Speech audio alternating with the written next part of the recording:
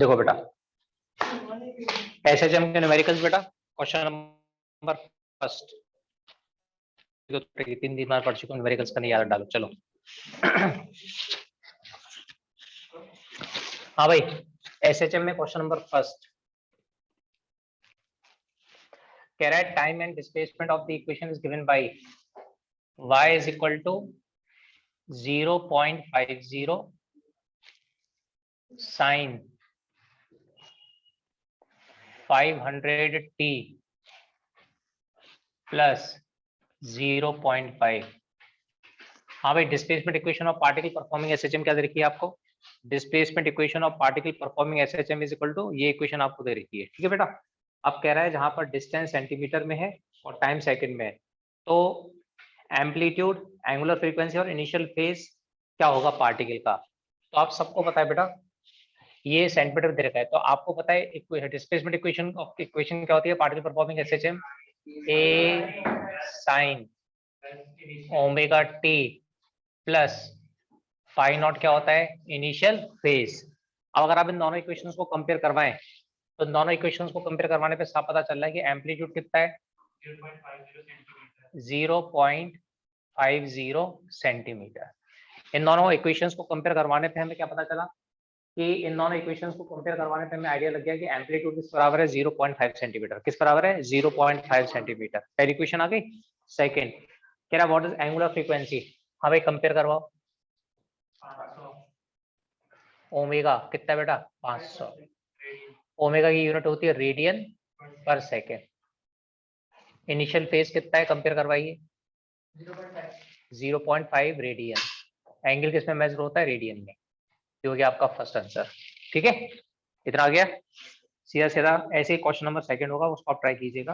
Question number third, question number 3 देखो बेटा कह रहा टाइम पीरियड है 0.5 second, T 0.05 second.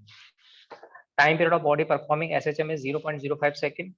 Amplitude is 4 centimetre. Amplitude कितना है 4 centimetre. What will be maximum velocity and maximum acceleration. हाँ भाई मैक्सिमम वेलोसिटी का फॉर्मूला क्या पढ़ाया गया है आपको? ए ओमेगा। ए मतलब एम्पलीट्यूड और ओमेगा मतलब 2 पाई अपॉन टी। हाँ भाई 4 इंटू 2 पाई टाइम पीरियड 0.05 क्या आएगा 8 पाई 100 डिवाइडेड बाई 520 क्या आएगा बेटा 160 पाई सेंटीमीटर पर सेकेंड। आ गया 160 पाई सेंटीमीटर पर सेकेंड। इतना आ गया, इतना आ गया। चलो सेकंड पार्ट आप निकालिए। एसेशन निकालो बेटा मैक्सिमम एसेशन। फाइंड आउट मैक्सिमम एसेशन। मैक्सिमम एसेशन की इक्वेशन पता है ना बेटा क्या होती है? लो ए ओमेगा स्क्वायर निकालो फटाफट।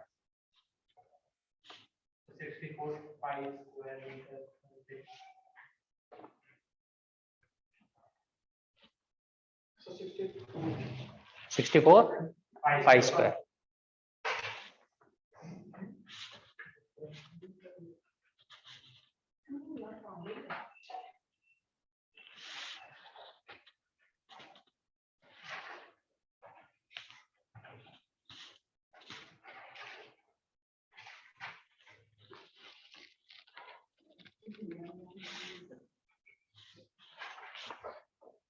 करो ये कर दूं मैं?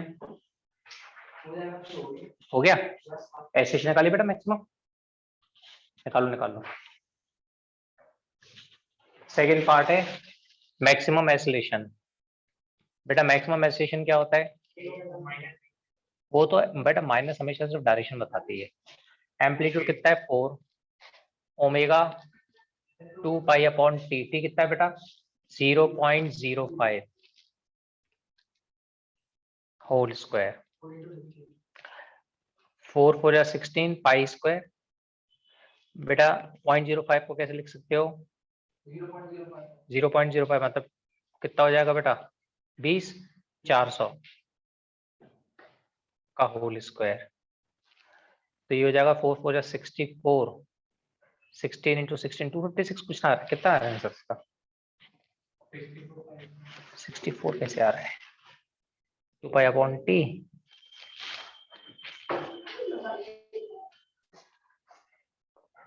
इधर देखो, एम्पलीट्यूड 4 बेटा 0.05 क्या हो जाएगा? 240 40 पाई का होल स्क्वायर, 4 इंटू 4 4 जा 16 into 100 pi square, 6400 pi square centimetre पर सेकंड स्क्वायर। और अगर इसे मीटर में कन्वर्ट करोगे तो 64 पाई स्क्वायर मीटर पर सेकंड स्क्वायर। ठीक है बेटा, आ गया? समझ में आ गया? तो फर्स्ट हो गया, सेकंड आप करोगे, थर्ड मैंने कर दिया, फोर्थ हो गया, फिफ्थ करना है? ठीक है, पहले उसको नोट कर लो, फिर फिफ्थ करते हैं।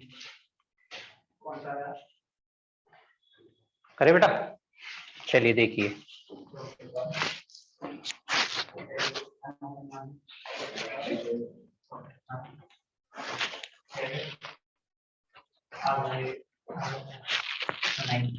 आइए question number 5। The length of the spring increases by 20 centimeter when 1 kg weight is suspended from it. हाँ भाई, ये स्प्रिंग है। जब स्प्रिंग के ऊपर से आप वेट सस्पेंड करोगे mg, तो स्प्रिंग के ऊपर वेट सस्पेंड हो गया mg। हाँ भाई, रीस्टोरिंग फोर्स कहाँ लगेगा? ऊपर। तो mg किस बराबर? kx। तो mg is equal to kx हो गया, mg is equal to kx हो गया। तो बेटा यहाँ से कंडीशन आ गई, mg is equal to kx।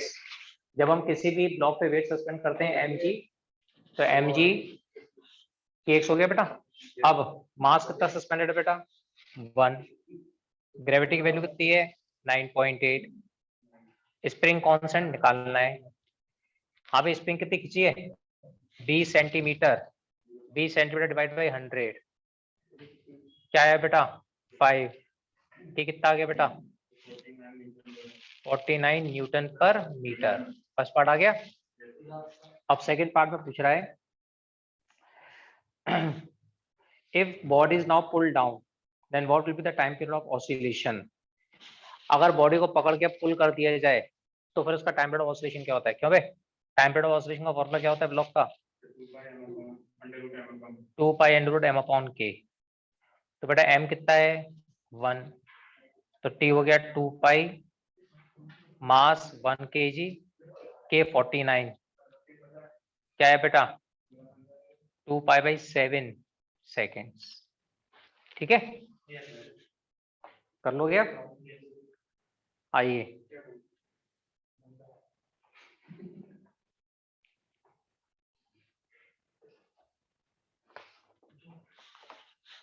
कर दो इसको बेटा। क्वेश्चन नंबर 8 करते हैं।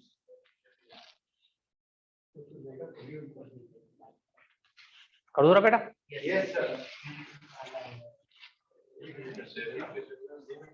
सेवन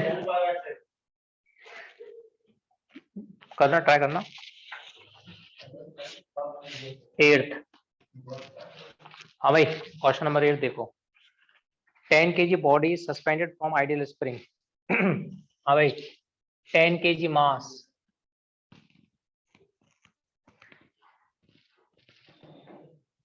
10 kg मास, मास कितना है? 10 kg। 10 kg mass is suspended by ideal spring. ये कितना है बेटा? 250 newton per metre. Calculate the time period of the body. Time period निकाल लोगे? क्या होता है टाइम पीरियड का formula? 2 pi under root m by k।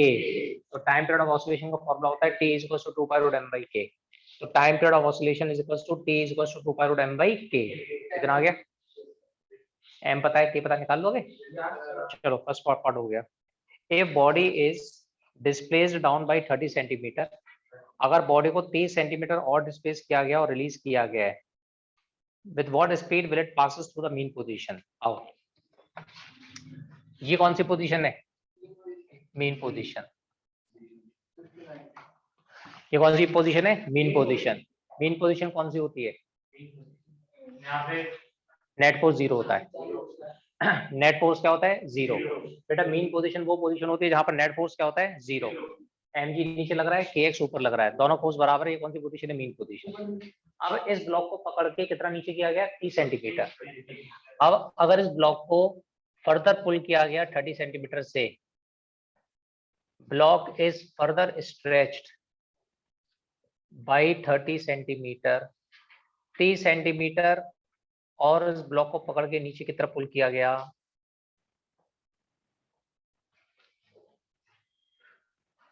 चलिए अब ये कौन सी पोजीशन है? एक्सट्रीम। ये कौन सी है? मीन। ब्लॉक को छोड़ोगे तो ब्लॉक इस वाली पोजीशन से क्रॉस करके जाएगा।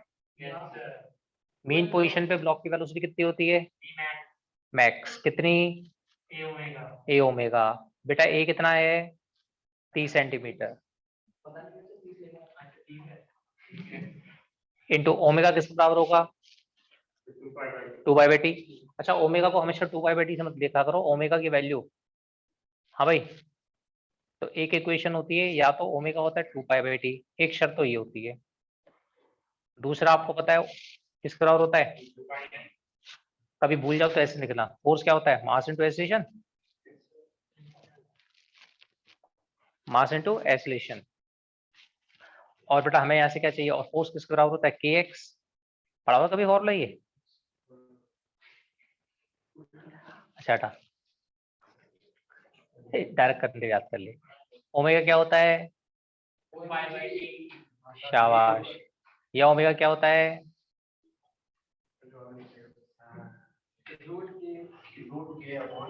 लिख लो उस पर, वेरी वेरी इंपॉर्टेंट।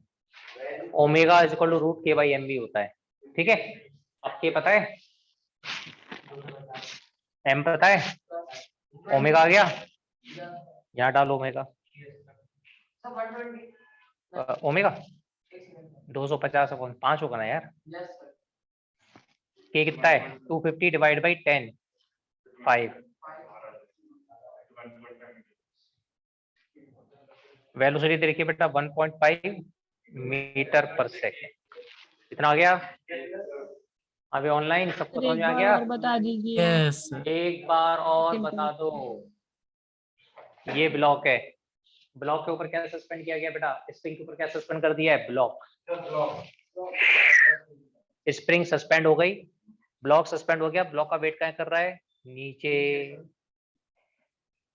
kx कहाँ लग रहा है? mg नीचे है, kx ऊपर है, तो इक्विलिब्रियम पर mg की वैल्यू kx के बराबर है।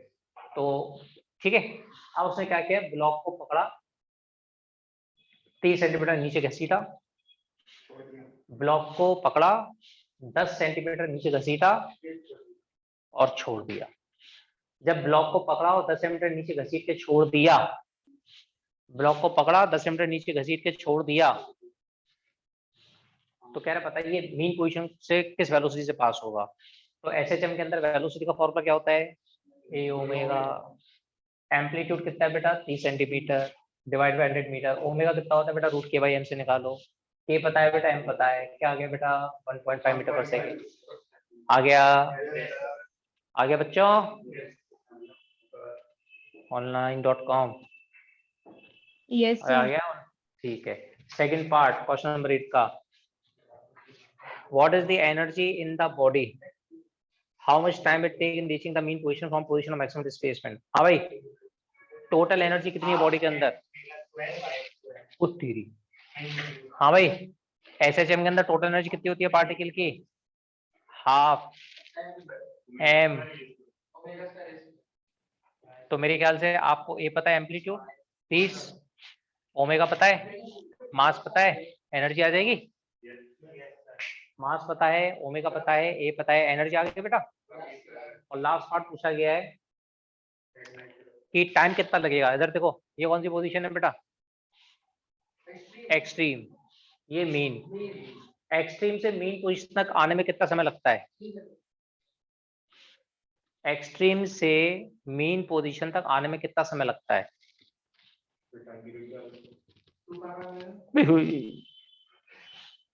इधर देखो, सिंपल पेंडुलम को देखना, टू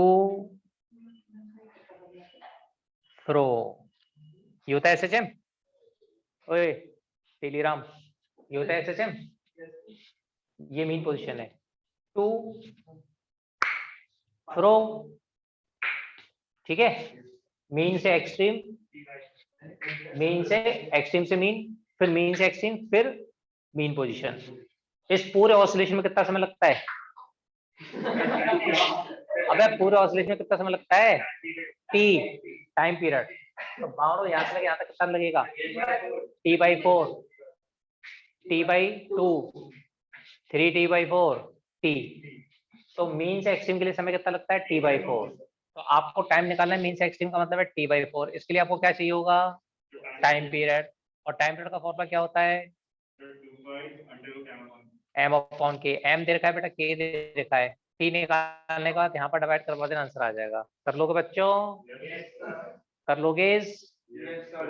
करोज।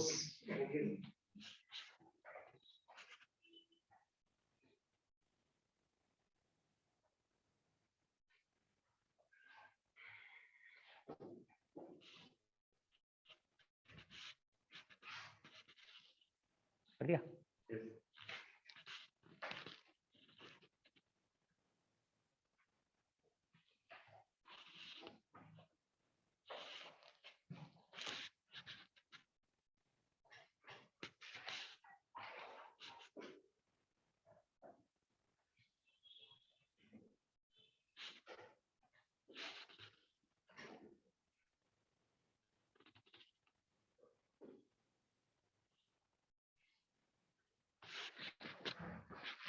बढ़िया के बच्चों,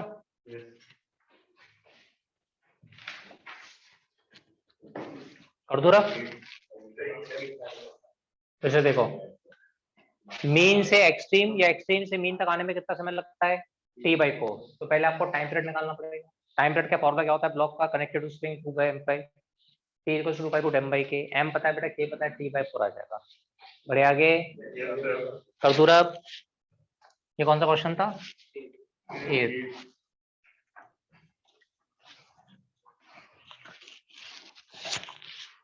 9th वाला आप लोग एक ट्राई कर लेना। 10th, two pendulums of length are starting. After how many oscillations they will begin in same phase? Question number 10th देखो, अच्छा क्वेश्चन है, पहले इसका कंसेप्ट समझ लो। दो सिंपल पेंडुलम है, सिंपल पेंडुलम का टाइम पीरियड ऑफ ऑसिलेशन क्या होता है? T 2π√L/g। हाँ भाई, time period of simple pendulum कितना होता है? T = 2π√L/g। Time period of simple pendulum क्या होता है? T = 2π√L/g। ये होता है time period of oscillation of block connective. This is the time period of oscillation of simple pendulum. ये क्या होता है? Time period of the oscillation of simple pendulum. This is time period of the oscillation of the simple pendulum, T = 2π√L/g। इतना है। अब दो pendulum है, एक की लेंथ छोटी है, एक की लेंथ बड़ी है। तो जिसकी लेंथ छोटी होगी उसका टाइम पीरियड कम होगा, और जिसकी लेंथ बड़ी होगी उसका टाइम पीरियड, जिसकी लेंथ बड़ी होगी उसका टाइम पीरियड ज्यादा होगा। उसका मतलब उसको एक ऑसिलेशन कंप्लीट करने में समय ज्यादा लगेगा। जिसकी लेंथ कम होगी उसको एक ऑसिलेशन कंप्लीट करने में समय। अब दोनों पेंडुलम्स को ऑसिलेट करवाना चालू किया, ठीक है। अब जिसकी लेंथ ज्यादा है वो धीरे धीरे पीछे रहता जाएगा और छोटा वाला आगे निकलता जाएगा, ठीक है। अब इनिशियली वो सेम फेज में थे, एक साथ स्टार्ट करना चालू करते हैं ऑसिलेट। अब क्योंकि बड़े वाले की लेंथ ज्यादा है तो बड़ा वाला जैसे पहुंचता है तो छोटा वाला नीचे आना चालू कर देता है, और जब इधर पहुंचते तो छोटा वाला आगे निकल गया, फिर ये इधर आया, इधर पहुंच गया है। ऐसे ऑसिलेट करते करते करते करते फिर से वो सेम फेज में कब आएंगे?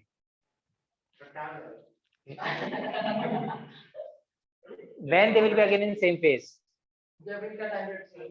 नहीं, सोचो थोड़ा, स्टार्ट नहीं,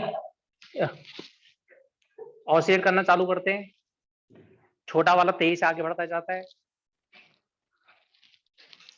फिर से सेम फेज में आ गए।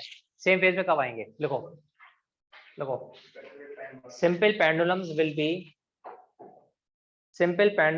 be again in same phase. Simple pendulums will be again in same phase. Simple pendulums will be again in same phase. Simple pendulums will be again in same phase when a smaller pendulum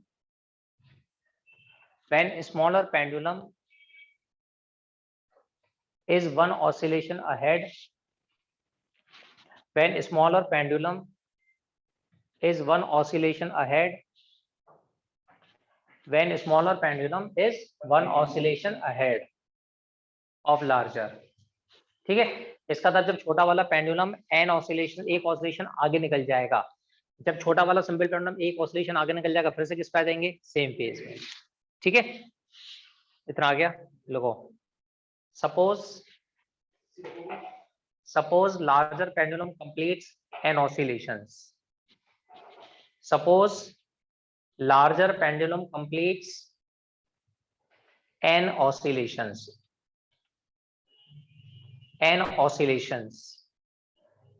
in a given time. Suppose larger pendulum completes n oscillations in a given time, then a smaller pendulum will complete हाँ भाई, smaller pendulum कितना complete कर लेगा?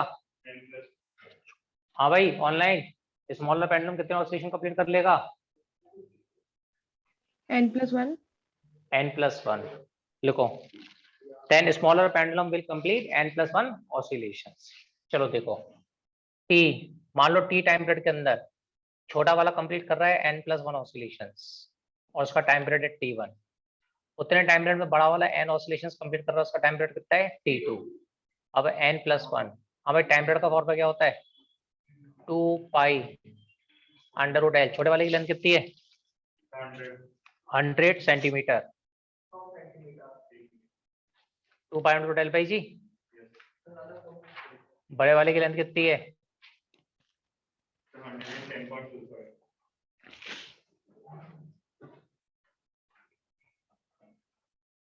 कर लोगे solve बेटा? ये छम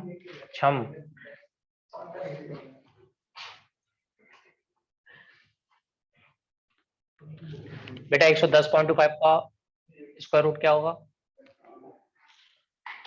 10.25। 110.25 को देख रहा अंडर रूट 10.5 है क्या?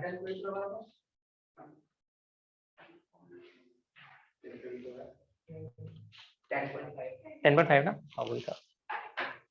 करो solve.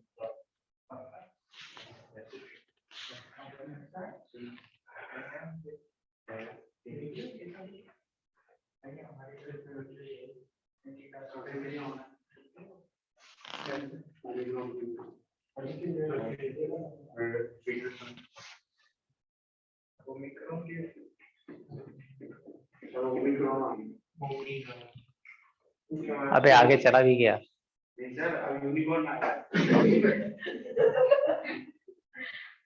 Omicron.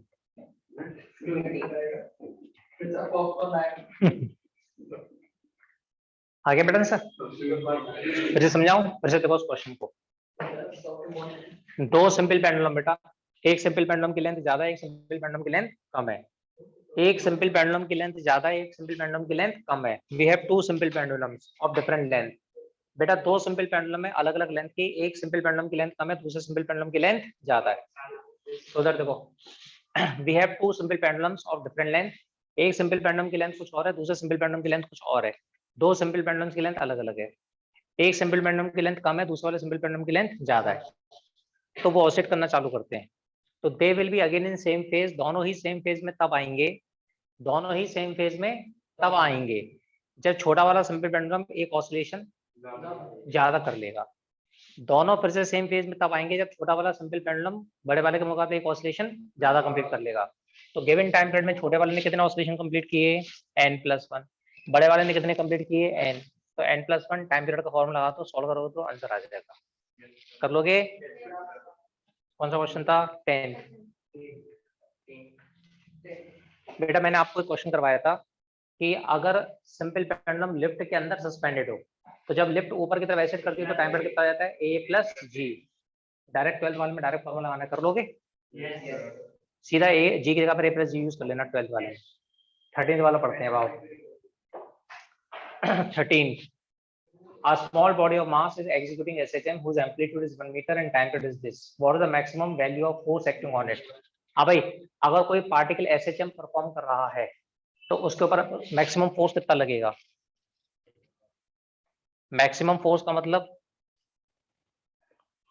Maximum acceleration. Maximum acceleration कितना होता है?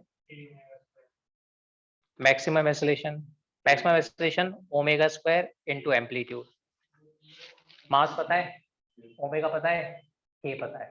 ठीक है, मैं क्वेश्चन पढ़ता हूँ, सुनना। बॉडी का मास दे रखा है, एम्पलीट्यूड दे रखा है 1 मीटर, मास दे रखा है, एम्पलीट्यूड दे रखा है, टाइम पीरियड दे रखा है, तो ओमेगा को क्या लिखोगे? 2 पाई बाई टी।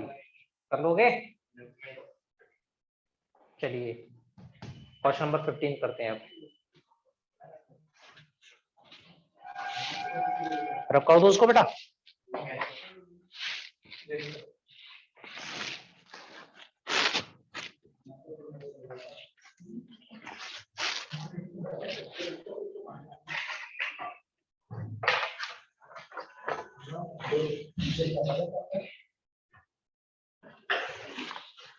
हाँ भाई सुनना, ओए जहरीला.com इधर देख, सुनना बेटा। What is the length of simple pendulum whose time period is 2 seconds? Simple pendulum की क्या लेंथ होगी और उसका टाइम पीरियड 2 सेकंड है, तो क्या लगाओगे formula? T 2 pi L by G. T कितना लोगे? टी कितना लोगे? 2 सेकेंड्स। लेंथ निकालनी है, ग्रेविटी क्या आप सॉल्व कर लेंगे? आंसर आ जाएगा first part. Such a pendulum is called second pendulum, और इस पेंडुलम को क्या बोलते हैं? Second pendulum. आगे, if this pendulum is now taken in a lift, अगर इस पेंडुलम को लिफ्ट के अंदर रखा जाए और जो लिफ्ट ऊपर की तरफ एसिड करती है 2.8 मीटर पर सेकंड स्क्वायर से, तो कितने फैक्टर से उसका टाइम पीरियड चेंज हो जाएगा? तो पहले वाले केस में टाइम पीरियड कितना है? 2 सेकंड। सेकंड वाले केस में टाइम पीरियड कितना आएगा? 2 पाई एल अपॉन जी प्लस ए। यहां से निकालोगे टाइम पीरियड, यहां से जो टाइम पीरियड आएगा पर दोनों में क्या कर दोगे? माइनस। माइनस कर देना, वो टाइम का डिफरेंस होगा। कर लोगे? कर लोगे?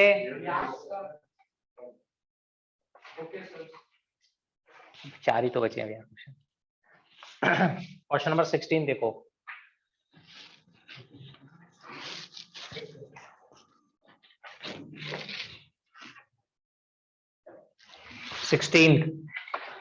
Percentage change in the time period of simple pendulum if length is increased by 4%। अगर सिंपल पेंडुलम की लेंथ को 4% बढ़ा दिया जाए तो उसके टाइम पीरियड पे क्या फर्क पड़ेगा? अगर लेंथ को 4% बढ़ा दिया जाए तो टाइम पीरियड पे क्या फर्क पड़ेगा? हाँ भाई, T 2 pi root l by g, ये होता है T is equal to 2 pi root l by g. आ गया? मैंने आपको पहले भी बताया है कि जब भी परसेंटेज वेरिएशन 5% से कम हो, और नहीं भी बताया तो समझ लो, इधर देखो, ये हो सकता है आप में से काफी बच्चों ने परसेंटेज एरर नहीं पढ़ा हो।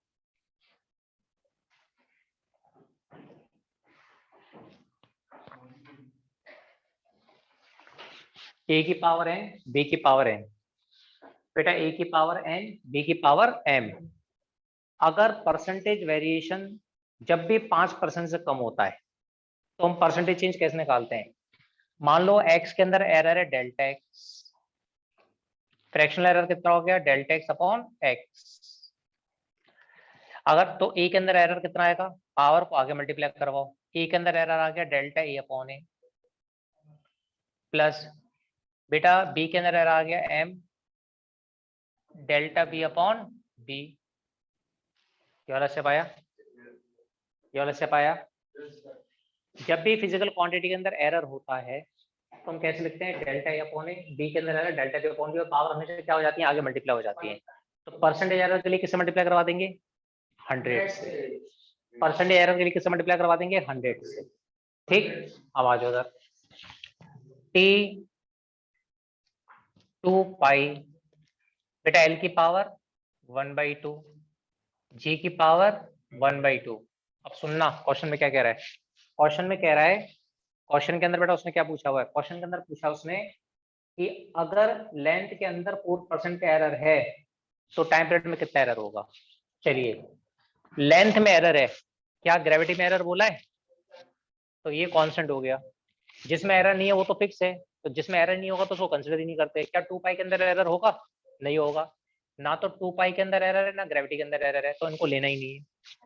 टाइम के अंदर एरर कितना है, डेल्टा टी, फ्रैक्शनल एरर कितना होगा, delta T upon T. L की पावर हाफ, एल के अंदर error delta L upon L, percent error के लिए delta T upon T into 100, 1/2 into 100। हाँ भाई लेंथ के अंदर कितना एरर है,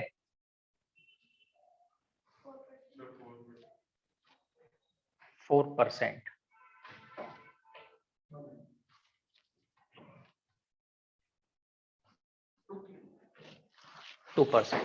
आ गया, ठीक है, समझ में आ गया।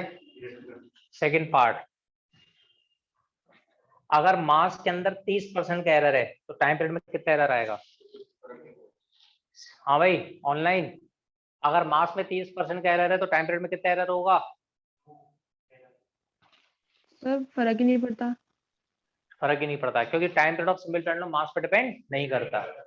तीसरा, अगर एम्पलीट्यूड को 50% कम कर दिया जाए टाइम पीरियड एम्पलीट्यूड पे भी डिपेंड नहीं करता। चौथा, अगर ग्रेविटी के अंदर 0.8% का एरर है तो टाइम पीरियड में कितना एरर आएगा। हाँ भाई किस में एरर है, ग्रेविटी में। कितना एरर है, 0.8% का।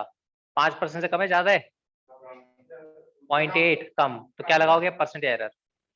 तो टाइम पीरियड में कितना एरर आएगा, डेल्टा टी अपॉन टी, 2 पाई constant, L constant, power half है हाफ, डेल्टा जी अपॉन जी इंटू 100। ग्रेविटी के अंदर 0.8% का एरर, तो बेटा टाइम पीरियड के अंदर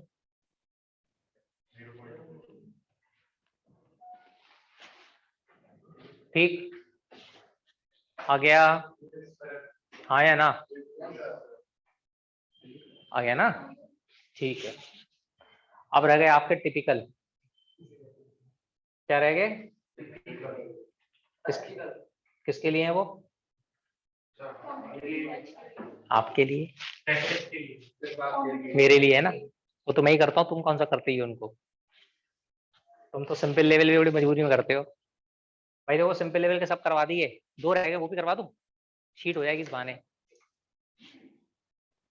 चलो सेवेंथ वाले का कंसेप्ट देख लो, सेवेंथ वाले का कंसेप्ट। अगर 2 ब्लॉक स्प्रिंग से जुड़े हुए हों, इस ब्लॉक का मास m1, उस ब्लॉक का मास m2 और k, तो 2 ब्लॉक्स के लिए टाइम पीरियड ऑफ ऑसिलेशन क्या होता है, 2 पाई m अपॉन k, ये तो होता है फॉर्मूला। पर यहाँ पर m क्या होता है, इसको आप डायरेक्ट याद कर लेना, स्कूल लेवल पर वैसे है, सिलेबस का पार्ट नहीं, पर मैंने सिर्फ क्वेश्चन दे दिया आपको। m को क्या बोलते हैं, रिड्यूस्ड मास, क्या बोलते हैं, रिड्यूस्ड मास। डायरेक्ट इसे अप्लाई कर देना बस, ठीक, कर लोगे बच्चों, ठीक है, ठीक है। आप लोगों को डिस्प्लेसमेंट इक्वेशन के क्वेश्चन करवा दिए थे, वेव के equation of plane progressive wave के डिस्प्लेसमेंट वगैरह के इक्वेशन कंपेयर करना इक्वेशंस को, और Yes, speed sir. Of wave के स्पीड ऑफ वेव के, कल उसकी भी शीट करवा दूं? बट है तो जा लाने पड़ी। Yes sir. बेटा टिपिकल के अंदर